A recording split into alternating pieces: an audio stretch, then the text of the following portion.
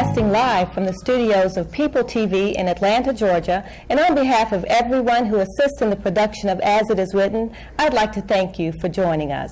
My name is Tamar Israel, and I'll be your hostess for tonight's show. And with me tonight is the elder priest of the New Covenant Congregation of Israel, Elder Yaakov Ben Israel. Elder, welcome to the show. Thank you. How are you doing? I'm fine, thank you. It's good to be with you again tonight. It's been a while since we've been on together. Yes, it has. I'd like to talk to our audience tonight, Elder, if you don't mind, about the prophecies of Daniel and Revelations as it relates to the restoration of Israel or the Hebrew children, because I think that's what people miss in today's society. History combined with biblical prophecy to show you where we are in terms of the scale of times. And because people don't know who the so-called Negro is, as far as us being the Hebrew children, they miss a lot of prophecies, and they don't understand the prophecies. You hear some of the big names, Jack Van Impe, and some of these, the 700 Club, these people who are actually talking about the prophecies, but still, because they don't know who we are and that we are still in captivity, everything is still a mystery to them. So if you will, Elder, let's take us through the Nebuchadnezzar's dream and then through his dream in Daniel's dream in chapter 7. Let's walk our audience through the prophets, things that was to come in terms of the downfall of the nation of Israel, beginning with the Babylonian Empire all the way up to this present-day Roman Empire. Well, you know, when you really study the Bible and listen to what people are saying, you know, I heard a minister last week say, well, hey, you know, Christ can come any day. We waiting on the Messiah to come, you know, we got ourselves ready. But when you read the prophets and see which period of time that we're in the book of Revelations, you find out that the Messiah can't come at any time because certain prophecies has to be fulfilled before the Messiah returns to the earth. Right now we're in the period of time in Revelation 6 chapter in the 6th seal. So you got, the 5th seal, 4th seal rather. So you got the 5th seal, the 6th seal, and the 7th seal, and you got 7 trumpets and 7 vials of wrath got to be poured up on the earth before the Messiah can come. But see, we get these things from the church because we don't do research to find out for ourselves just what's going on in the scripture. I'm going to read you something out of the prophet Daniel and see what Daniel had to say about these things, and you can very well see that something is wrong with what man is teaching today. As a matter of fact, I was listening to one of these doomsday prophets. You mentioned his name a little while ago. I was listening to him, and every time I listen to him, he's always backtracking on something he said. But, you know, people listen, but a lot of people don't keep notes. They just listen to see what the man has to say and don't go and do the research themselves. But let me read something to you out of the book of Daniel here. Now, if you go back into Daniel's 2nd chapter, Daniel saw a statue, head of gold, and his arms and shoulders and so forth was of silver, and his thighs and his legs was thighs and his stomach and his thighs was of brass, and then his feet were his legs and his thighs and his legs was of brass rather, and his feet was of iron and miry clay. And what that was a preview of something that was going to take place later on. In other words, by the beast the statue being in 4 sections, it let us know that there'll be 4. That was letting Daniel know there was 4 empires that was going to come up on the earth. And then later on, Daniel wondered about that. But let's see what was told to Daniel later on in the 7th chapter of Daniel. See, that's what I like about Yahweh. He tell you something, and then he don't just tell you a little bit of it. He tell you everything you got to say. Like you said, I don't do anything till I tell my servants the prophets first. Father, we've got that on the screen, as a matter of fact. So if you will go through that statute form for the audience today and show them these empires, that would be great. And then we move on to 7, if you don't mind. Okay, Daniel has saw this statue, and let me read to you. I'm going to pick this up out of the book of Daniel, chapter 2, and verse 36. It says, "This is the dream, and we will tell the interpretation thereof before the king. You, O king, are a king of kings, for the God of heaven has given you a kingdom, power, and strength, and glory. And wheresoever the children of men dwell, the beasts of the field and the fowls of the air and fowls of the heavens, rather, has he given into your hand, and has made you ruler over them all. You are this head of gold. Okay. You see, so Nebuchadnezzar, the Babylonian Empire, which was the first empire, was the head of gold. Okay. And then he went to the second empire. It said, and after thee shall arise another kingdom inferior to you, and another third kingdom of brass, which shall bear rule all over the whole earth. Okay. Well, the second kingdom that came up was the Medo-Persian Empire. And then the third kingdom that was going to bear rule over the whole earth, this was the third head of that beast, which was Alexander the Great. The Grecians. The Greek Empire. Okay. And in verse 40 it says, and the fourth kingdom shall be strong as iron, for as much as iron break in pieces and to do all things. And as iron that break all these, shall it break in pieces and bruise. And whereas you saw the feet and toes, part of potter's clay and part of iron, the kingdom shall be divided, but there shall be in it as the strength of iron. For as much as you saw that iron mixed with miry clay. But what you do is you look at this fragmented Roman Empire that we're in today. It's the strongest empire that has ever been up on the earth. They have enough power they've already destroyed the ozone layer. They have enough power to destroy the earth 14 times over. But what happened was, when it said the kingdom divided, once Rome fell, and once the Greeks came in with Alexander the Great, Alexander died, and his kingdom was divided among his 4 generals, and out of Lucimanus came the Roman Empire. And then the Roman Empire was in place when the Messiah was on the scene, and it fell, and here it is now. We see this empire coming back together again.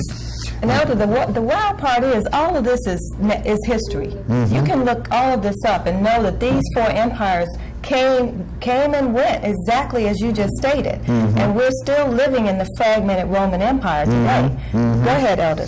And verse 44 in Daniel chapter 2, it says, and in the days of these kings shall the God of heaven set up a kingdom which shall never be destroyed, and the kingdom shall not be left to other people, but it shall break in pieces and consume all these kingdoms, and it shall stand forever. In other words, he was saying that once the Messiah comes, that God was going to set up a kingdom here on this earth that was going to destroy that kingdom. And this is the period of time that we are approaching very swiftly right now, is that the Messiah returning to put down all rule, but not as folks say. Folks say they're going up to heaven and so forth and so on, but according to the prophets, the Messiah was promised that he was going to sit on David's throne, not Yahweh's throne. Right. And David's throne was in Jerusalem, Israel, and all the prophets bear word to the fact that the Messiah is going to return to the earth, is going to save his people out of captivity, is going to put down all rule, and then set up a kingdom in Jerusalem for 1,000 years. Now, the Christians say that they're going to be going up to heaven and all that other stuff, but Paul said in the 2nd chapter, glory and honor to the Jew first. Correct. You see, so if the Christian's going to get off and go off of here, then Paul told a lie. Zechariah told a lie. All the prophets told a lie. And this is what I like about the God of Israel. What he does, he don't just tell one prophet what he has to say. Right. He'll tell 3, 4, 5, 6 prophets. Correct. All the prophets talked about the coming of the Messiah. You see, so so we know that all the prophets talked about the things that was going to take place once the Messiah returned and set up his kingdom on this earth. But we don't get that because we don't get history. What we get out of this book here, instead of people reading history and teaching history out of the book, what they do is they have a tendency to teach religion, and religion really means to hold back. That's what it means. And they teach us religion to keep us from knowing what the truth is. Correct. And you mentioned the Hebrews and us being saved out of this final captivity. Daniel, that was what he was interested in. You know, what about my people? What will happen in the latter days?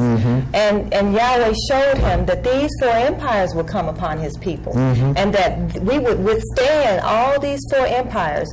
And you got down to the legs of this great beast that we saw, which was the mighty Pax Romana, the Roman Empire. And then finally the fragmented kingdom in which we live in now. Of course, the Romans or the Europeans still controlling this fragmented empire as it is to this day.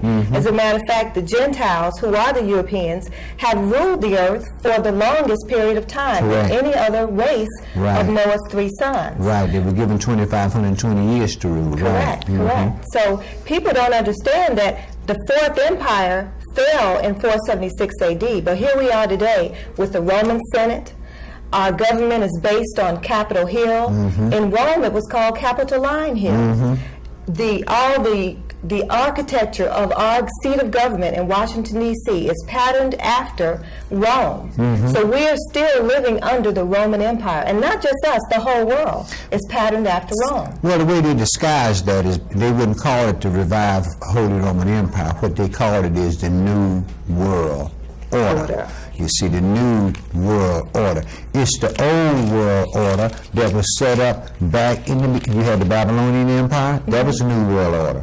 The Medo-Persian Empire was a New World Order. Each one of the empires that came up was a New World Order that was being set up. But those kingdoms, what it is about those kingdoms only had a period of time to rule, and they ruled, and nothing, everything that was pertaining to them, the next emperor came in and destroyed that. But with the Roman Empire, once the Roman Empire fell, it didn't fall from other kings, it fell from among the Romans.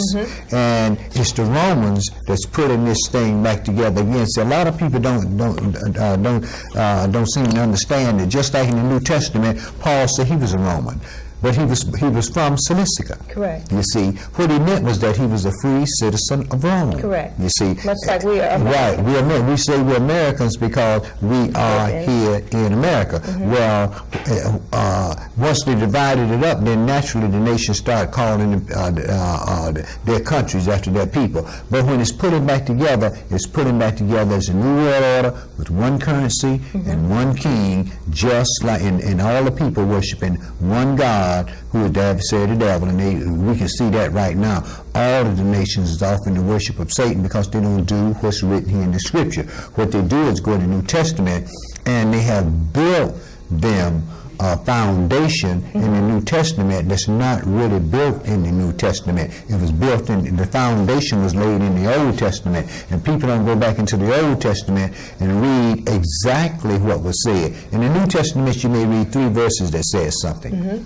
And people to take that out of context because they didn't go back in the Bible and read those 30-odd chapters that explain the whole thing, so you couldn't make a mistake. So man's problem today is that man just don't see. Satan has blinded the eyes to the people as to what is really being set up on this earth. He's getting his army together because, like he said in Isaiah 14, he was going to ascend into heaven. He was going to exalt his throne above the stars of God. He was going to sit in the temple in Jerusalem. He was going to have everybody worshiping him. Excuse me. And when you look at the earth today and consider what the prophets had to say, what our fathers told us in the Old and the New Testament, you can very well find out that the earth is worshiping Satan. This is why crime, sin is running rampant on the earth. Correct, correct. And we had to withstand or bear through all these empires and all their pagan practices. And our people are still aligning ourselves with the pagan practices of the nations. Hence all the holy or holidays that the Roman Empire has set up. And hopefully before we finish this class, we'll see that the roots of Christianity is embedded in the Roman Empire with the Caesars and the popes of Rome, not with Yeshua and the apostles and the word of the scriptures.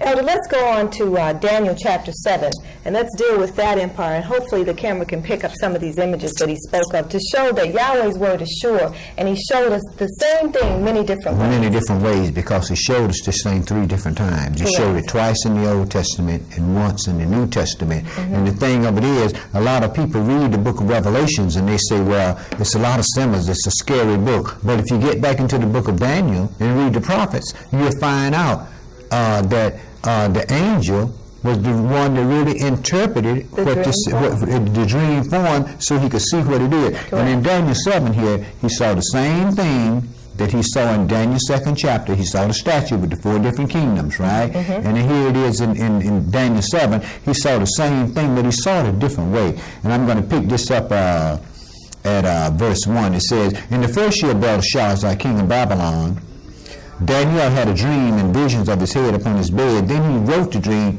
and told the sum of the matter. Daniel spake and said, I saw in my vision by night, and behold, the four winds of heaven strove upon the great sea." Now he's talking about the four angels that was bringing the empires upon the earth. They strove upon the great sea of men. Okay. And verse 3 it says, "And four beasts came up from the sea, different one from another." It's like you say, they were each world empire. Right, each world empire. And each ruled, the first one was ruled by the Arabs, and the next one was ruled by the Gentiles, and the Russian and the Iranians, the Asians, and the Iranians, Europeans, and they still today, when you look at it, they're still the same people. But for they tell us in churches that we are all Gentiles, but Genesis 10th chapter proves that to be a lie. Okay, verse 4 says, "The first was like a lion, and had eagle's wings. I beheld thereafter the wings were plucked, and it was lifted up from the earth and made to stand upon the feet as a man, and a man's heart was given to it." When you go back and read what happened to Nebuchadnezzar, this is exactly what happened to Nebuchadnezzar, and Daniel told him when he saw the statue, so you would have said a gold, right? Correct. The first empire.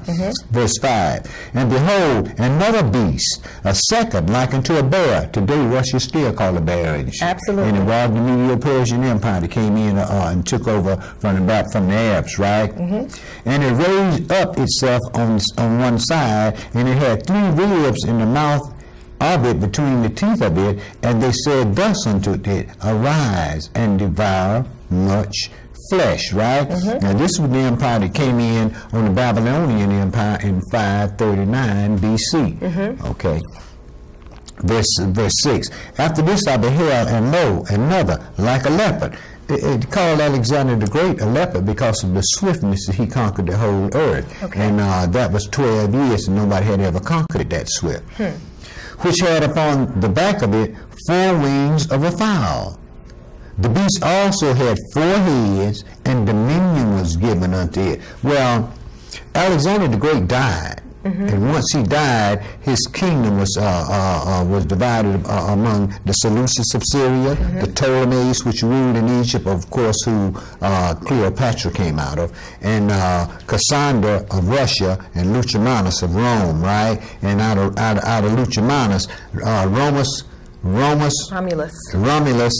and Remelus were the ones that was given credit for the founding of Rome, and these are the ancestors of Lucimanus. Okay, verse 7 it says, "And after this I saw a night vision, and behold, a 4th beast, dreadful and terrible and strong exceedingly. It had great iron teeth, and it devoured and brake in pieces, and stamped the residue with the feet of it, and it was diverse from all the beasts that were before it, and it had 10 horns." This was a brute beast, wasn't it? This was a brute beast. It was so terrible, Daniel couldn't even give this beast here a name.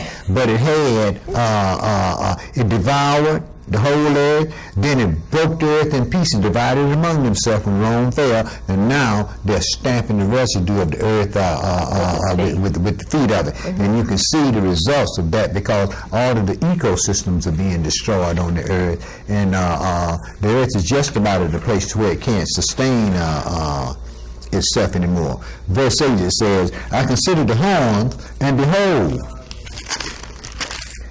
there came up among them another little horn, before whom there were 3 of the first horns plucked up by the root. And behold, in this horn were eyes like the eyes of a man, and a mouth speaking great things." Okay, Elder, deal with the horns first, then the little horn. Okay, we got the horns up on the screen. What you have to do is you have to go back into the scripture and see what happened once Rome fell. Okay. See, once Rome fell, the Huelis, the Vandals, and the Ostrogoths, all this is in history books. If you read the Bible as a history book and do your research, you'll find out it's right on the money. Absolutely. The Huelis, the Vandals, and the Ostrogoths began to sack the Holy Roman Empire. And then this little horn, Pope St. Leo, joined in with Justinian, the church and state together, and they plucked the Huelis and the Vandals and the Ostrogoths up by the root. Then you had Justinian, Emperor Constantine, Charlemagne, Napoleon Bonaparte, Otto the Great, and the last one was, the 9th horn was Adolf Hitler. So we're still waiting on the 10 horns today. All right, Elder, we have this finally up on the screen, and as you can see over to my right, are some of these 10 horns that came up during the time of the Roman Empire to try to revive it. And as you stated, the first 3 were Germanic tribes. The Herules, Vandals, and Ostrogoths were the first to sack the Roman Empire. And Justinian is the first one that we have up there. Caesar Justinian, he was the one to try to revive, the first one to try to revive the Holy Roman Empire, take it back from these Germanic tribes. And he did ally with the Pope, and his stand to this day is the fact that he was the first to try to bring back this Holy Roman Empire that had fallen. The next one is the Charlemagne, who is being crowned by the Pope in AD 800, and he was crowned on the high day of the sun, which is called Christmas today. Correct. AD 800, the winter solstice. So-called Christmas, exactly, winter solstice, because what? They were sun worshippers. So we're starting to see these 10 horns of the Roman Empire becoming kings that would try to revive it, being in connection with that little horn that you talked about. Correct. And then you have the other pictures.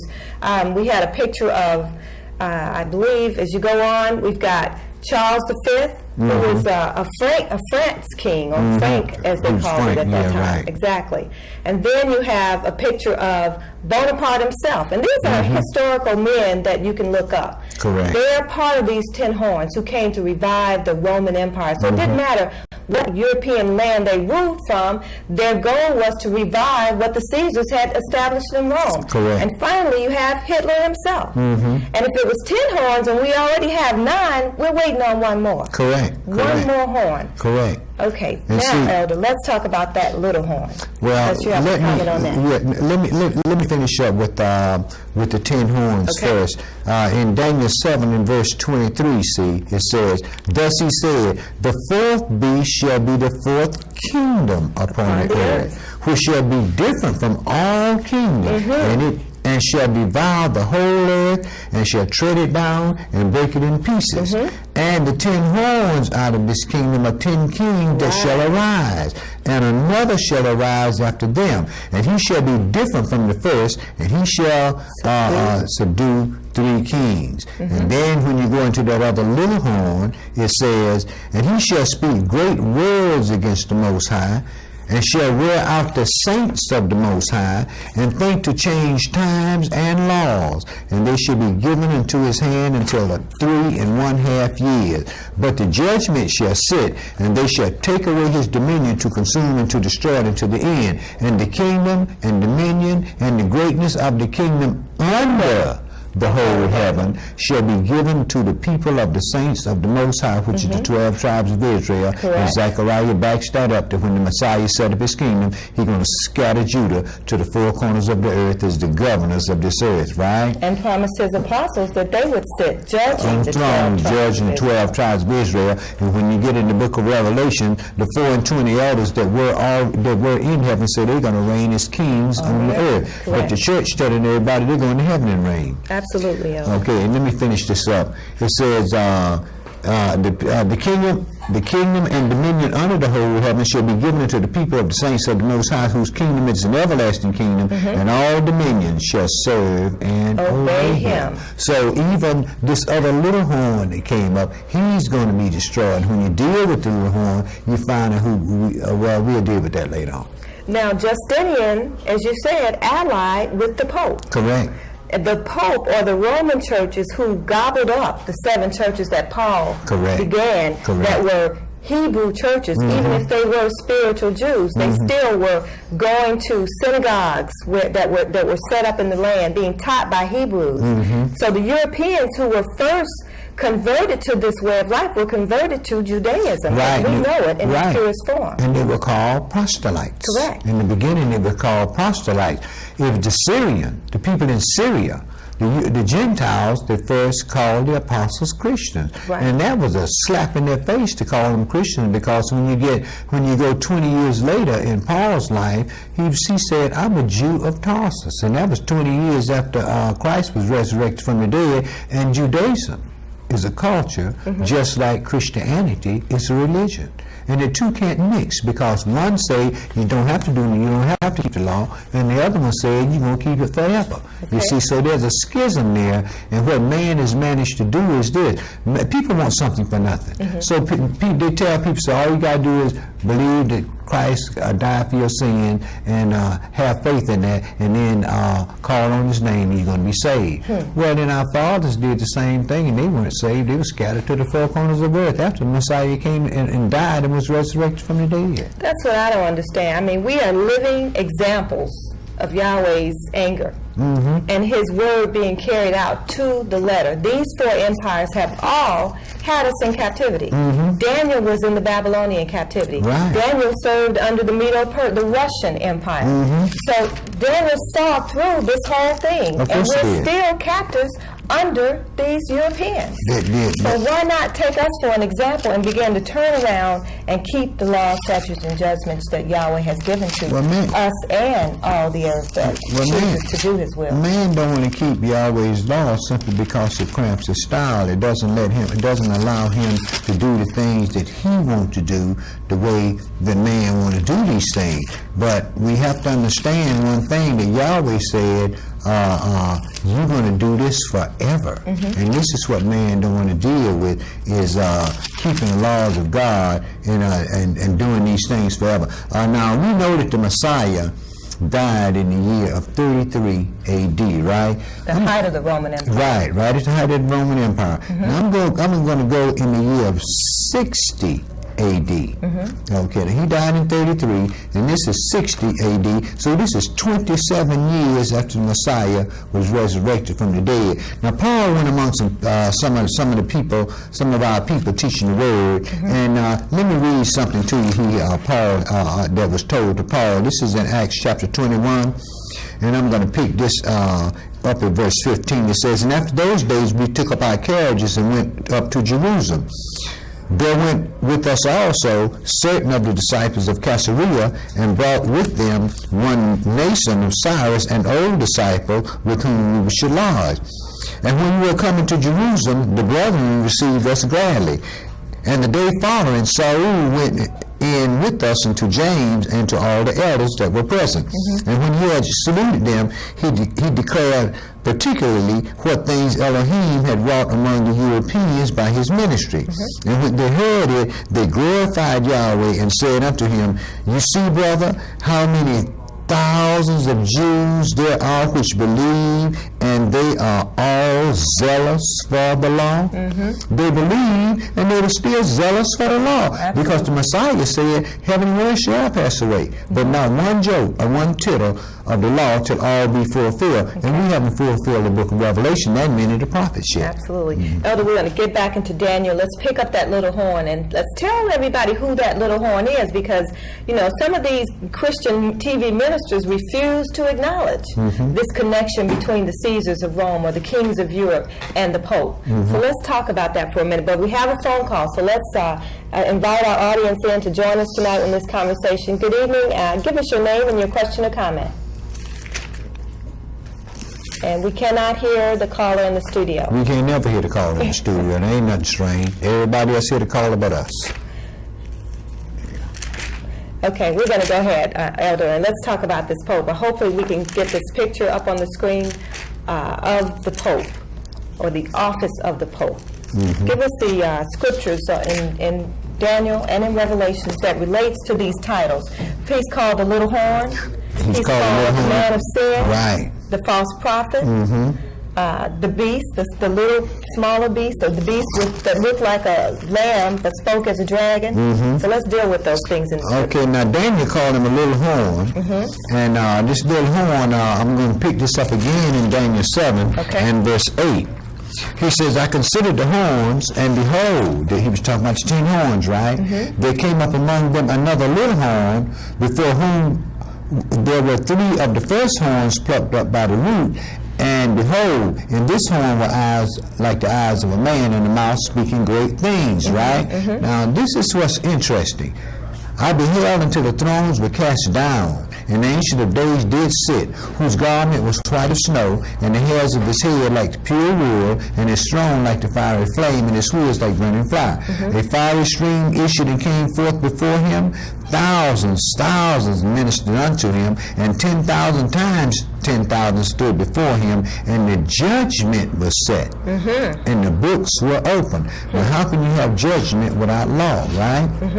I beheld then, because of the voice of the great words which the horn spake. He's talking about the little horn, right? I beheld even until the beast, this last king, was slain, and his body destroyed and given to the burning flame. As concerning the rest of the beasts, they had their dominion taken away, and their time were prolonged for a season and a time, right? Okay, now let's pick up the same horn over in Daniel chapter 25. Where 24 it says, and the 10 horns out of this kingdom are 10 kings that shall arise, and another shall arise after them, and he shall be different from the first, and he shall subdue 3 kings. And he shall speak great words against the Most High, and shall wear out the saints of the Most High. And this is very interesting. And think to change times and laws, right? Correct. Well, they did change. The first thing they changed was the Sabbath day. And they definitely have worn out the saints. Of course they have. It's Christians, or the Catholics, that the whole slave trade came about. Of course. And we got to understand who it is that's the power structure on the earth today. It's the Christians. Correct. The Catholics and the Protestant America and the Protestant Catholic Europe, they are the ones who have all of the power on the earth. And you know when the Soviet Union fell, remember they gave all the people in Russia back their gods so they can carry them around on their shoulder and everything. Right. So we can very well see that the whole earth is becoming Christian. And Christ said the broad way lead to destruction. Christ said in St. John 4:22, salvation is of the Jews, right? So not only did they change they changed the time. When they changed the time, God said April was the beginning of the year. Correct.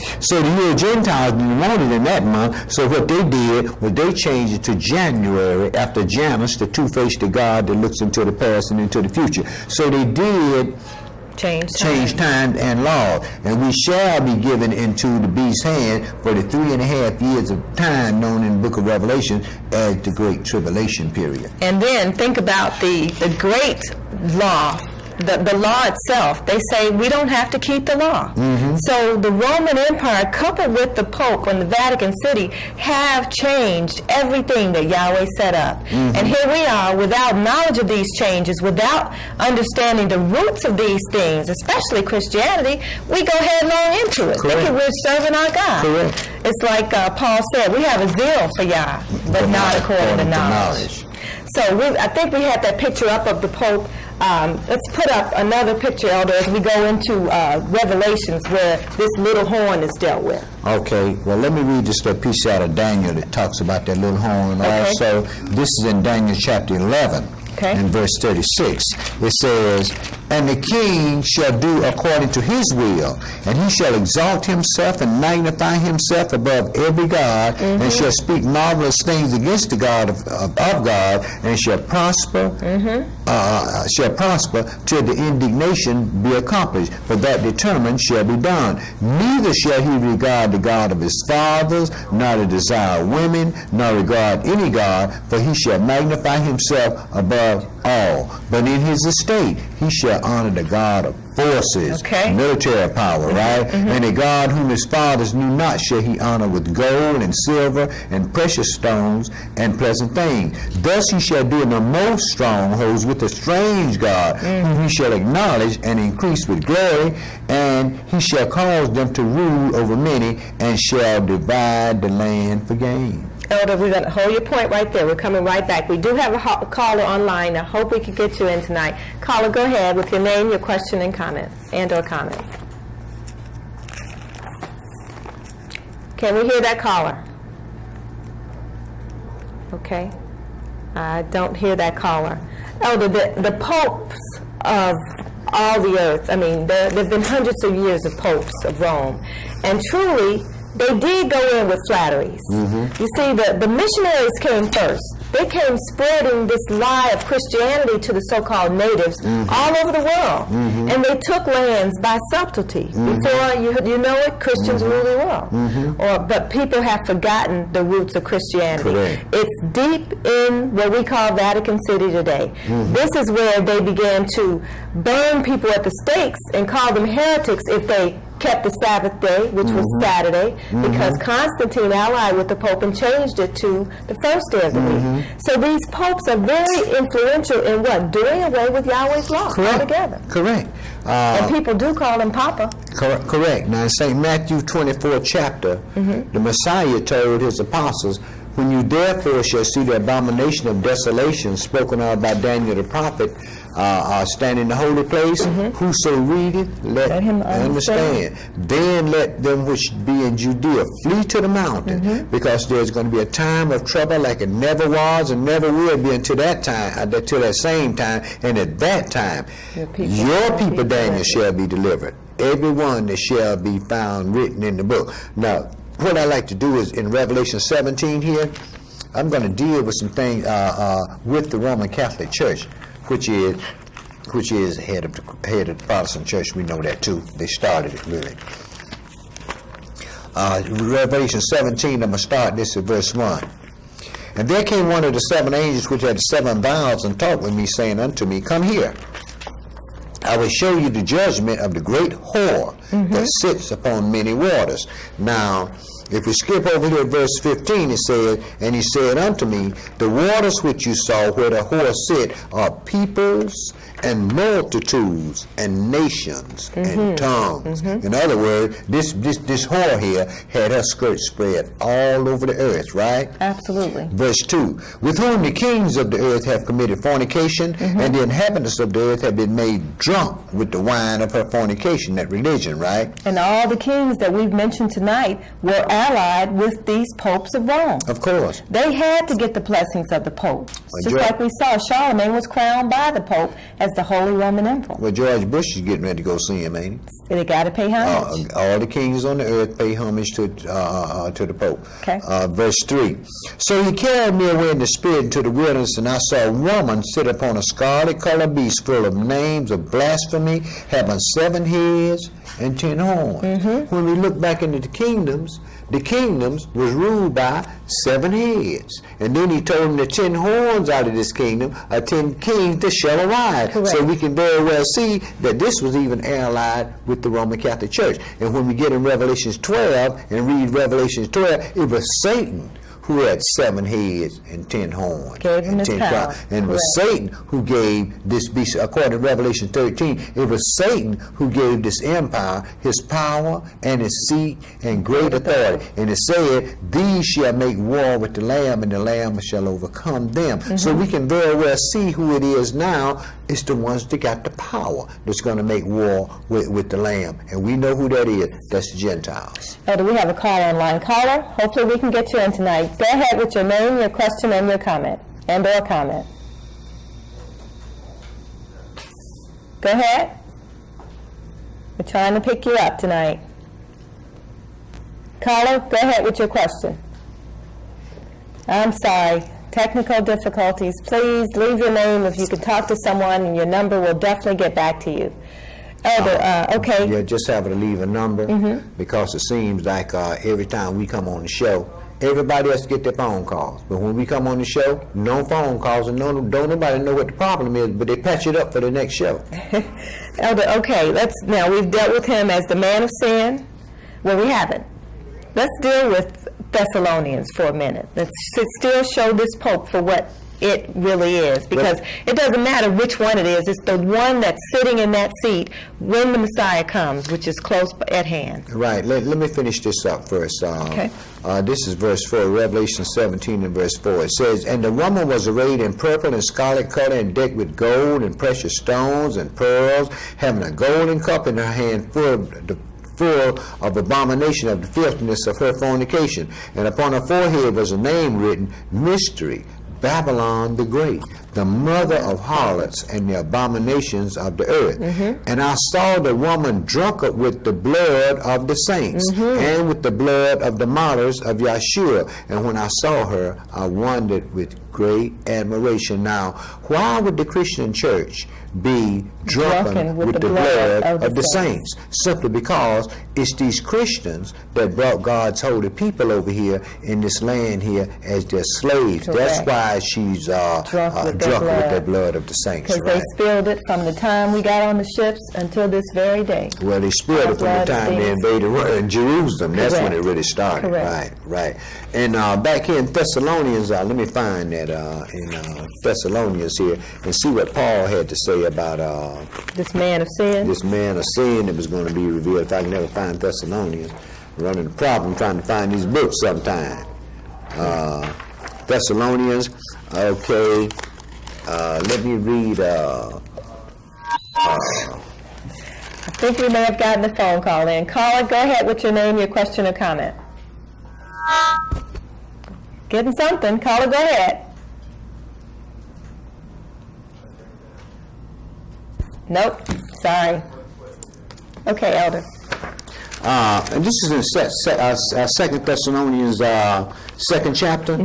Paul says, "Now we beseech you, brethren, by the coming of our Adonai Yeshua, the Hamashiach, and by our gathering together unto him, that you be not soon shaken in mind, nor be troubled, neither by spirit, nor by word, nor by letter, as from us, as the day of the Messiah is at hand. Let no man deceive you by any means, for that day shall not come except there be a falling away first." Right. A falling away from sound doctrine, from what we taught them, right?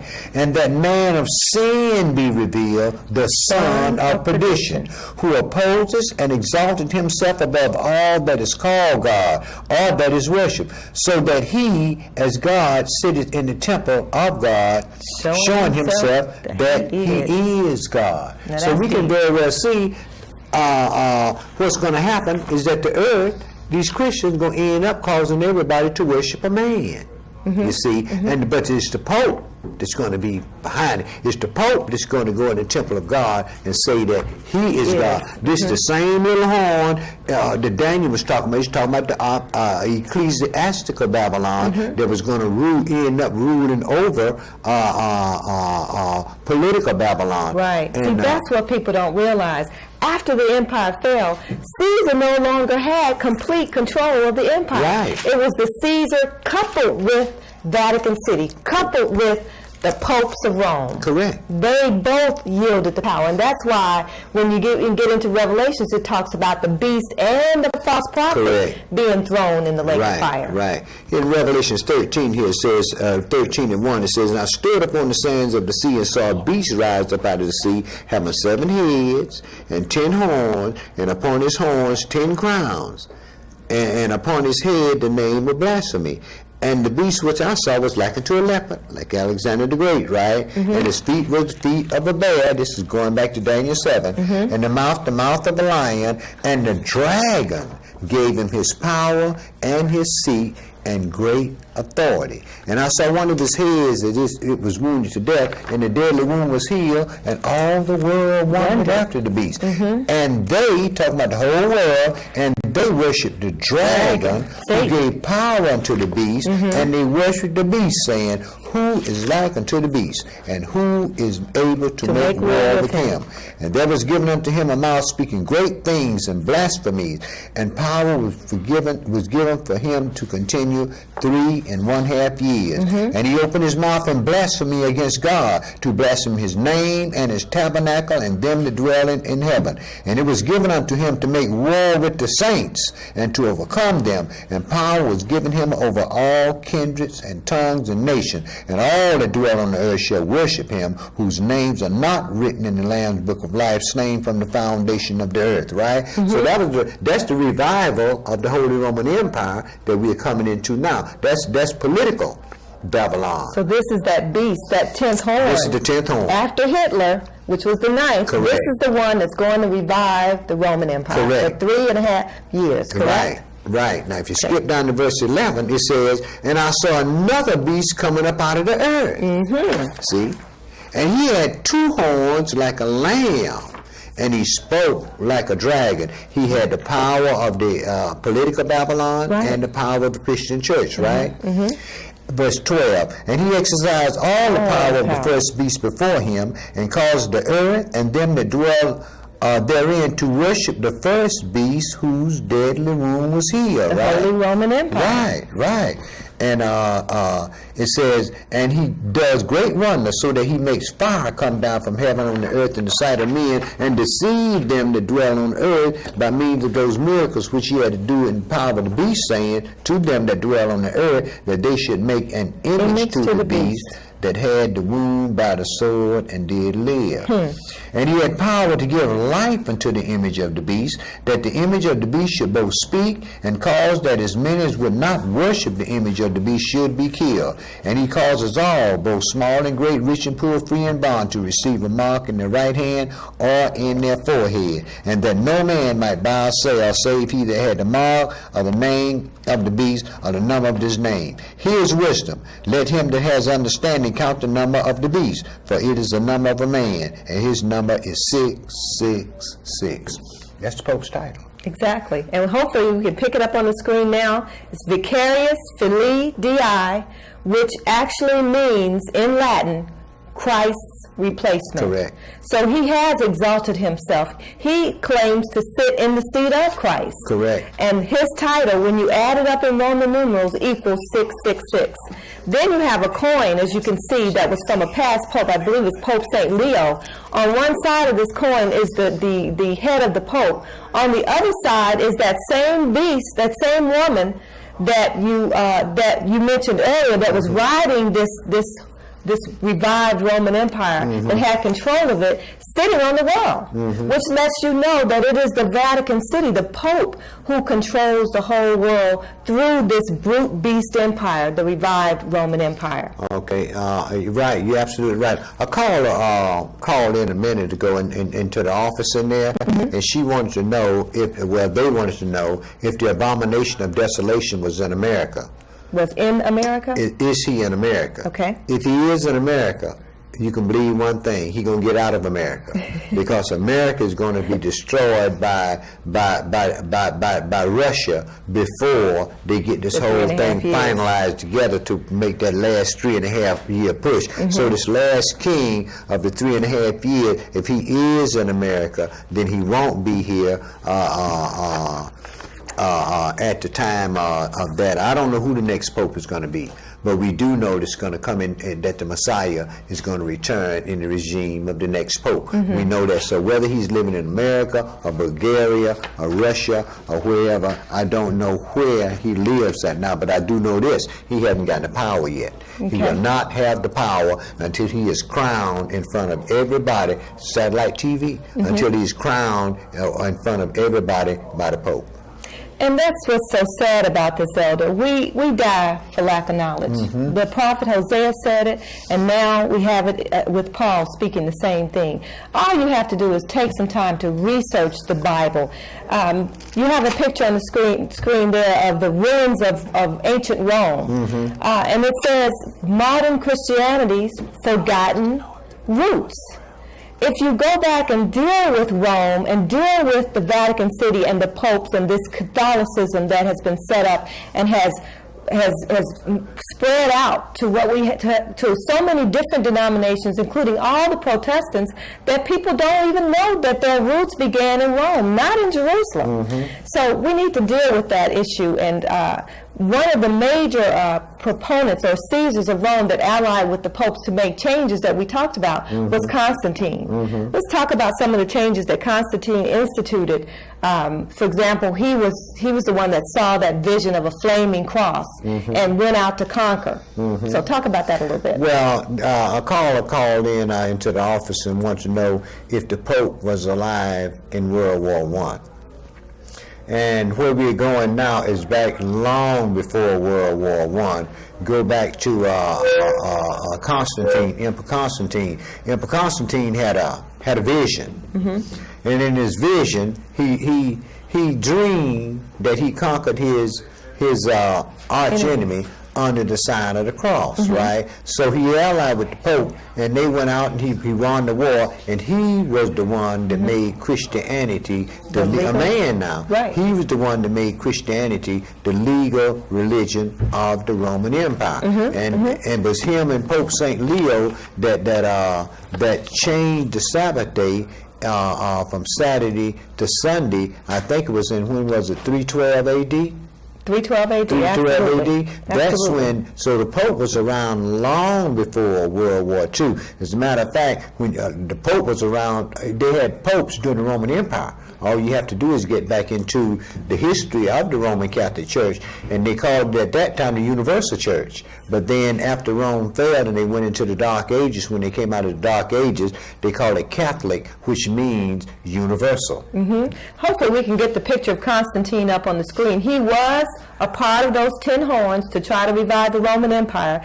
And as you stated, he's responsible for changing the worship from Saturday to what is called Sunday today, because he was an avowed Mithraic sun cult worshiper. Right.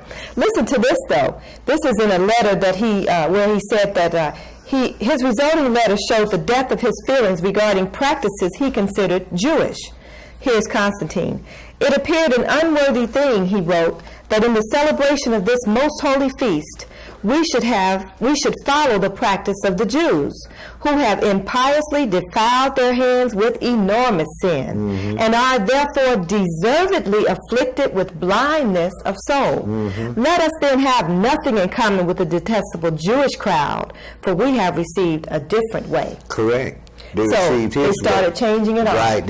As a matter of fact, they had started changing it before the apostles died. This is why Paul in Galatians had tells them, "Oh, foolish Galatians, who have bewitched you that you shouldn't obey the truth?" You know, so they had started. You know how the Gentiles are. They're going to change something. They don't like the way it is. They're going to change it, and that's just what they did. What they did was they dropped us through the cracks of history, took us out of the picture, and then they set up some imposters as the Jews, right? And they keep bribing them, giving them money, and all kind of help and everything they need. But see, the problem is this: our people don't do the research and find out that the original Jews were black. Correct. And when you tell them that, you know what they're quick to say? Well, it don't make no difference. Well, if it doesn't make any difference, why was the new covenant made with the Jews? And why did these Roman European nations take so much time and effort to deceive this whole thing, to cover up all this stuff? They know who they took as captives.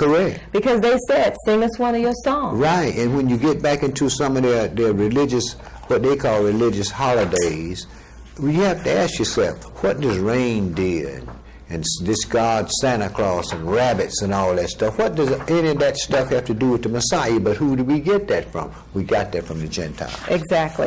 Elder, let's hopefully we've got on the screen now a picture of the invasion of Rome in 70 AD. Here we are still dealing with the Roman Empire. What happened to our people in 70 AD? Well, according to pick up that information, what you have to do is there's a book on the market called The Words of Josephus. Okay, Josephus Flavors, Wars of the Jews, and so forth. Either one of those books. And if you get in there and read what happened, in 70 AD, General Titus invaded Jerusalem. Now his father, Vespasian, had already he had besieged Jerusalem, and in the process Emperor Nero died, and they called for Vespasian back to Rome to make him emperor, and he left his son General Titus there to go ahead and take care of that business. So Titus destroyed the city, and according to Josephus, out of all the history books, the only person that wrote something about it was one of our scholars.